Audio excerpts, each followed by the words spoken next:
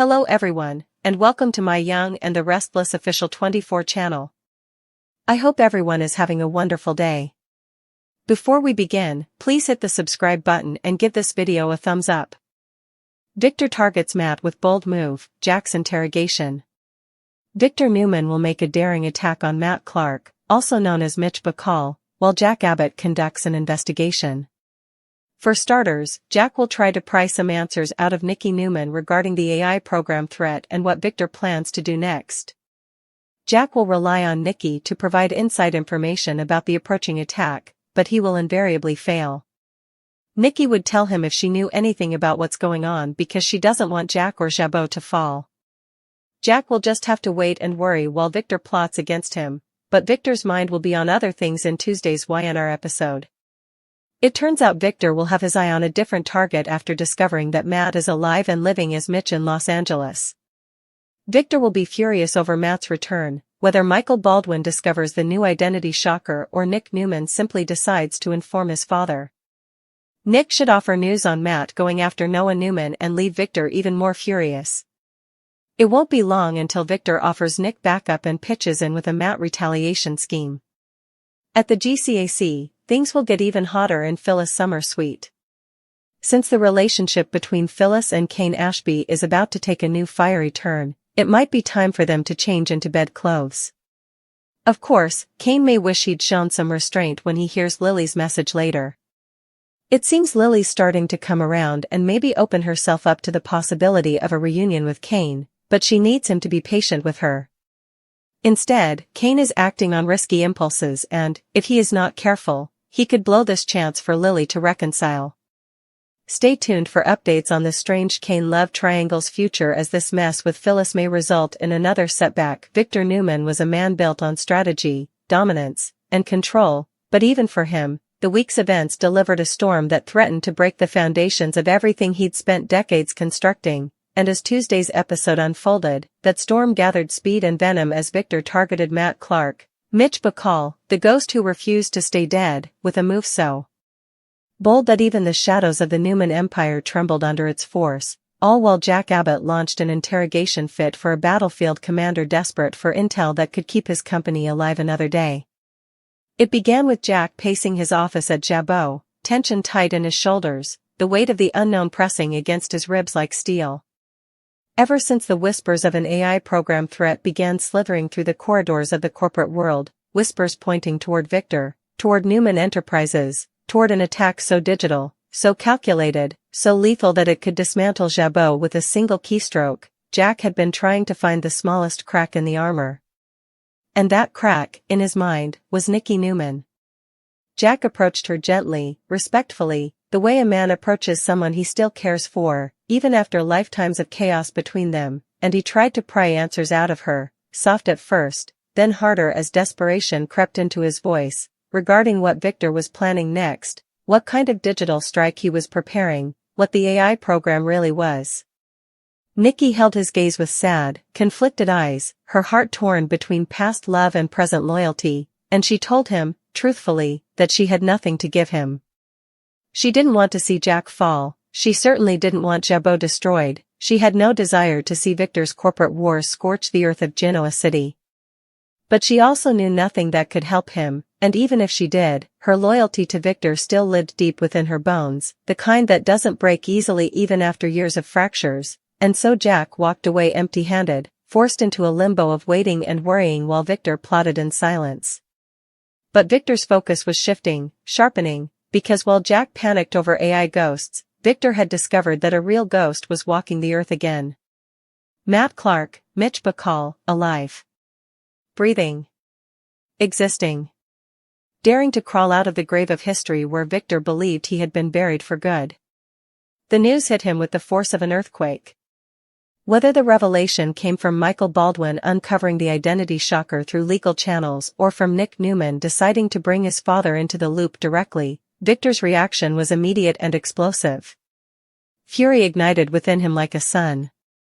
The idea that Matt Clark, the man who once terrorized his daughter, targeted his family, left scars on the Newmans that never fully healed, was alive in Los Angeles, operating under a new name, a new face, a new life, that was intolerable, unacceptable, a personal insult carved across Victor's legacy. And when Nick followed up the revelation by informing him that Matt had gone after Noah Newman, another child in danger, another Newman threatened by the same poisonous enemy from decades ago, Victor shifted from anger to vengeance with chilling ease. Nick could see the transformation in his father's eyes, coal-black, burning, calculating. He could feel the temperature in the room change when Victor stood, spine straightening as the old, ruthless Titan emerged, the man who always struck first, struck hardest, and struck with absolute certainty. It didn't take long before Victor offered Nick backup, partnership, and a shared retaliation strategy that would send a message powerful enough to shatter whatever false identity Matt Clark believed he could hide behind. Victor wasn't going to simply confront Matt. He was going to dismantle him. Destroy him. End him. Meanwhile, across town at the GCAC, a different kind of heat was building, one far less strategic, far more impulsive, as Phyllis Summers and Kane Ashby surrendered to a wave of passion that neither of them had any business indulging. Inside Phyllis's luxuriously lit suite, with the curtains pulled tight and the city muffled behind thick glass, their chemistry flared like a match dropping into gasoline. Their time together, already electric, already dangerous, took another sizzling turn as the tension that had been simmering for weeks finally snapped. Words dissolved into heavy breathing, proximity melted into touch ignited into something more as they stripped away their defenses along with their clothes and hit the sheets with reckless abandon. And for a moment, just a moment, Kane felt alive again, wanted again, free again, lost in the thrill of a woman who made him feel seen. But that thrill carried consequences that began knocking the moment Kane later picked up his phone and heard Lily's voice through a gentle, vulnerable voicemail message that stopped him cold. Lily, steady, rational, soft-spoken Lily, sounded different. Open. Hopeful. Maybe even ready to revisit the ruins of their old life and rebuild something new. She said she needed him to be patient with her. That she was thinking about things. That she wasn't shutting the door after all. And Kane, standing alone in a dim hotel room smelling faintly of Phyllis's perfume and betrayal, felt the weight of his choices slam into him with brutal force. He had acted on impulse, on loneliness, on hunger, and now he might have shattered the very window of reconciliation he'd been praying would appear. Phyllis, wrapped in sheets behind him, watched his expression change and knew exactly what that voicemail meant. She wasn't stupid, she understood the emotional chaos she had just helped him create. But Phyllis Summers had always lived in the gray. She had always thrived in the complicated intersections of passion, pain, and poor timing, and part of her believed Kane choosing her, even if only for a night, meant something. Still, Kane couldn't shake the dread pooling in his stomach. This wasn't just a mistake. This was a setback, a potentially devastating one, in a triangle already twisted with confusion and longing. Lily might have been ready to reach out, ready to test the possibility of a second chance. But now Kane wasn't sure he deserved it. He wasn't sure he could fix what he had just broken. And as he stood there, caught between the woman he loved, the woman he wanted, and the woman he had just betrayed, Kane realized that this strange love triangle was only getting stranger, messier, hotter, and far more dangerous than he ever anticipated. And while Kane's heart imploded, while Phyllis's suite became the pulsing epicenter of a new romantic disaster, Victor Newman was already setting his sights on Los Angeles with a vengeance plan that could drag the entire Newman family into a war they weren't prepared for. Jack was pacing, powerless. Nikki was torn. Phyllis was tempting fate. Kane was spiraling. And Matt Clark, alive, revived, reinvented, had no idea that the storm he had awakened was coming for him with the force of a Newman empire scorned. Victor wasn't just targeting him. Victor was preparing to crush him. But the fire Victor Newman carried inside him didn't cool as the evening wore on, it grew, deepened, hardened into something nearly volcanic, because once he made the decision to go after Matt Clark, nothing and no one could slow the momentum of his plan, not Nick, not Michael Baldwin, not even Nikki when she realized the storm Victor was about to unleash could light up both coasts and pull Genoa City into a vortex far more dangerous than any corporate war. Victor paced his office like a caged lion, phone in hand, eyes locked on screens filled with surveillance footage, background searches, property records, and half-legal intel streams that traced Mitch Bacall's Los Angeles life like a roadmap of betrayal. Every detail made Victor's jaw clench harder. Matt had money. A false identity. A silent network. A strategy. And worst of all, a renewed obsession with the Newman family, one that had already drawn blood by targeting Noah. Victor replayed the moment Nick told him about Noah's run-in with Matt, the fear behind his son's anger, the way Nick's voice cracked when he said Matt looked at Noah not just with hatred but recognition, like an unfinished chapter he intended to rewrite in blood. The wrath that surged through Victor then was the same wrath that burned in him now. The mustache wasn't simply going after Matt, he was preparing to obliterate him so thoroughly that even the memory of Mitch Bacall would be reduced to smoke. Meanwhile, Nick paced the hallway outside Victor's office, struggling with his own storm of emotions. Protecting Noah was one thing, but partnering with Victor meant crossing thresholds he'd promised himself he'd never cross again. The dark thresholds where justice blurred into revenge and revenge blurred into the kind of cold, precise violence that only Victor Newman could rationalize as necessary. Nick didn't want to become that version of himself again. Yet every time he pictured Matt's face, the smugness, the history, the threat, something inside him hardened. Maybe this time, he needed Victor's ruthlessness. Maybe this time, mercy wasn't an option. And while father and son stood on the edge of retaliation, Jack Abbott grappled with his own hellish unraveling on the Jabot side of Genoa City. He sat behind his desk, hands steepled, eyes locked on a single point on the floor, replaying every word Nikki told him, or didn't tell him. He could feel something coming, something cold and merciless, the kind of attack Victor loved to orchestrate, the kind that was always 2 steps ahead of Jack's best defenses. The AI threat was real. Jack knew it. He could practically feel it breathing down his neck like a digital phantom waiting for the right moment to strike. But what gnawed at him more viciously was the possibility that Nikki knew something, some sliver of insight, some warning, some hint, and chose loyalty to Victor over honesty with Jack. The pain stung deeper than he expected.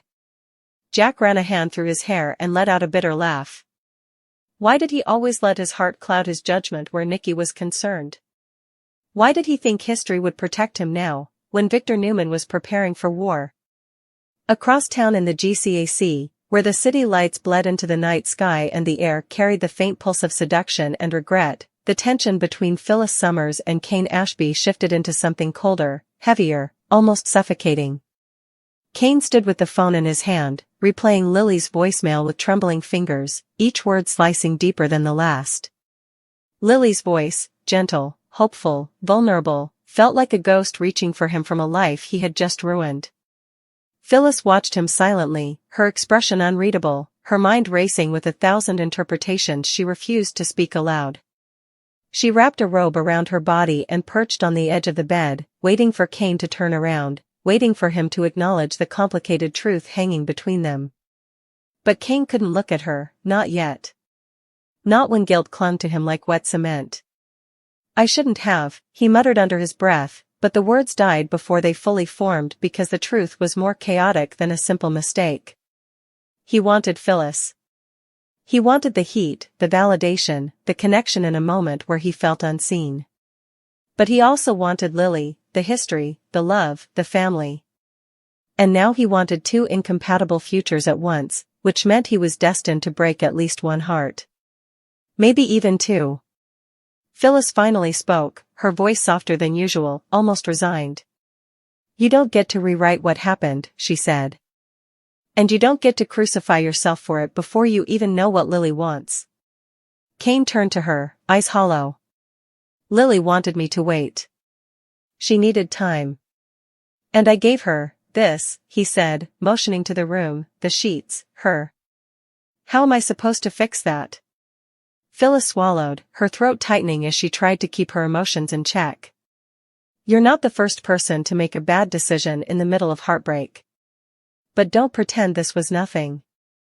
Don't pretend you didn't want to be here." Kane opened his mouth, closed it, then backed away from her, unable to reconcile the truth with the mess he'd created.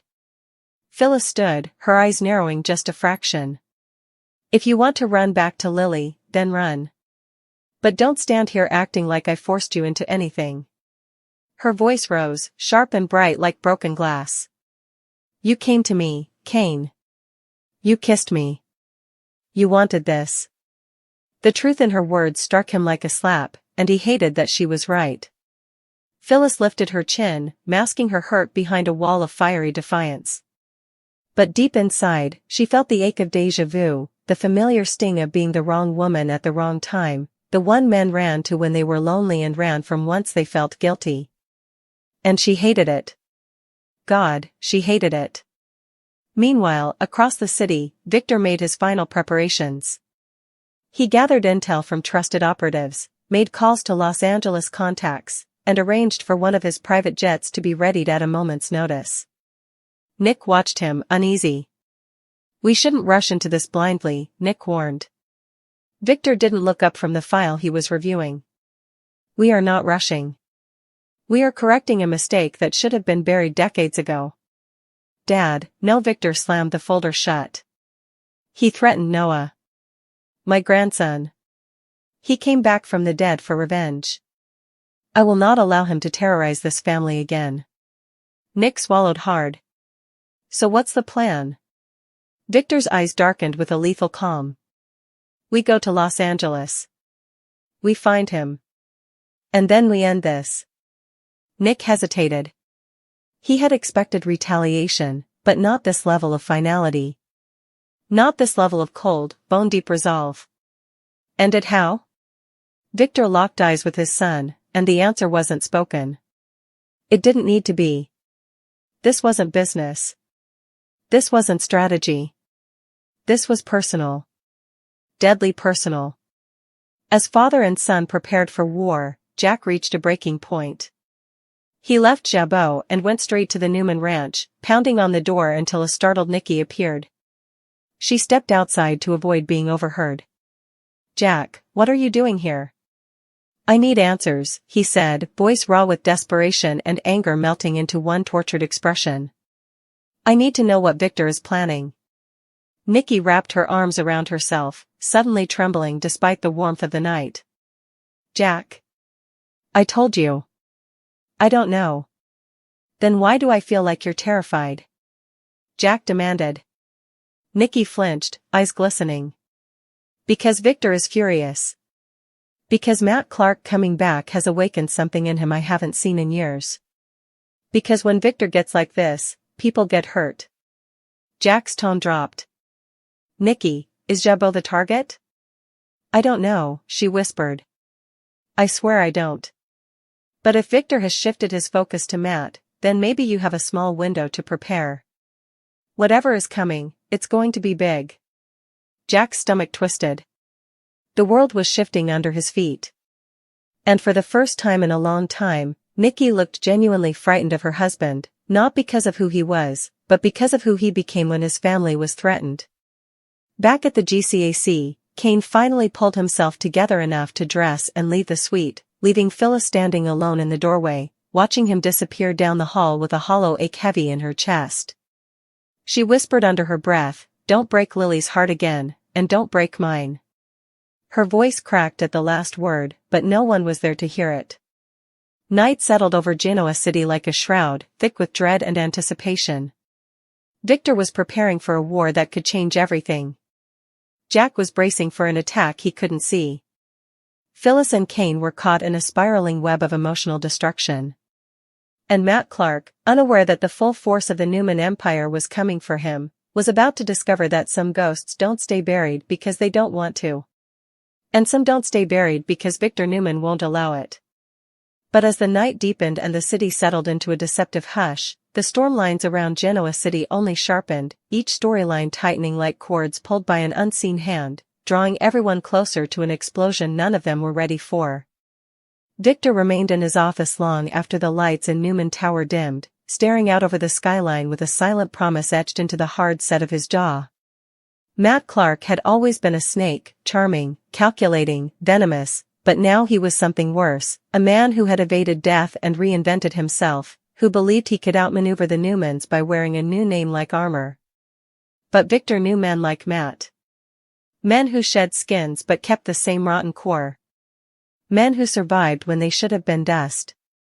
Men who thought fear was their weapon, but forgot that Victor Newman had made empires tremble long before they ever learned to crawl. Across the room, Nick watched him silently, sensing that something inside his father was shifting beyond strategy, something darker, older, tectonic. "Dad," Nick finally said, voice low, "when we go after Matt, I just want to be sure we're not crossing a line we can't uncross." Victor didn't turn, didn't blink. "Son, Matt crossed that line the moment he went after Noah." And in those 8 words, Nick understood exactly what Victor intended, not to scare Matt, not to confront him, but to end him as a threat forever. Meanwhile, back at the GCAC, Kane walked through the lobby in a daze, barely aware of the polished marble floors beneath his feet or the soft murmurs of late-night hotel guests milling nearby.